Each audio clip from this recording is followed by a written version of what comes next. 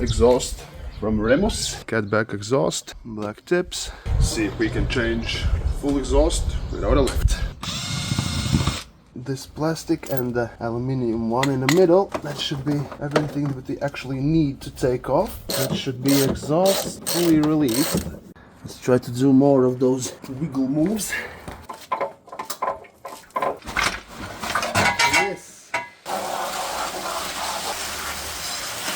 And off it goes. We will need to cut off this angle and weld it on there.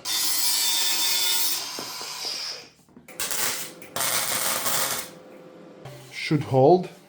Put in the screw and it falls out. A little bit more. Not going anywhere. Just a little bit. I have no idea how it will go. It is somewhere in the correct place. Plug in valves and then I guess we can start to tighten brackets. Just need to put on the exhaust tips now. It's ready. The exhaust is changed. Long story short, we'll find the car keys, do a cold start.